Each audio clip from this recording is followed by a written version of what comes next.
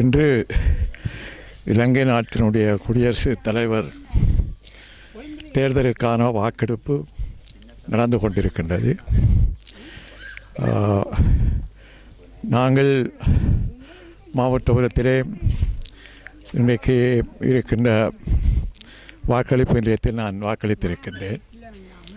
முதலாவதாக இலங்கை தமிழரசு கட்சியின் தீர்மானத்தின்படி நான் வாக்களித்திருக்கின்றேன்.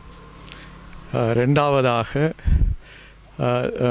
பொது வேட்பாளர் சங்கு சின்னத்துக்கு வாக்களித்திருக்கின்றேன். அதுபடியால் மூன்றாவது நான் ரணில் விக்ரமசிங்க அவர்களுக்கு வாக்களித்திருக்கின்றேன். எங்களுடைய வாக்களிப்பானது எங்கள் மக்கள் மத்தியிலே எங்களுடைய தேசத்தின் தமிழர்களுடைய விடுதலை பெறுவதற்காக இலக்கை கொண்டு நாங்கள் இந்த வாக்களை அளிக்க வேண்டும். அதே போல் நான் ஏற்கனவே கூறியதைப் போல கூட்டங்களில் சொன்னதைப் போல எங்களுடைய இலட்சியத்துக்காக தமிழருடைய விடுதலை என்ற இலட்சியத்துக்காக நாங்கள் இந்த வாக்களை அளித்திருக்கின்றோம். தனித்தனியே மூவருக்கு வாக்களித்திருந்தாலும் அவையெல்லாம் எங்கள் மத்தியிலே எங்களுடைய இனத்தின் விடுதலையை மையமாக கொண்டு அந்த எண்ணத்தோடு தான் நாங்கள் வாக்களித்திருக்கின்றோம்.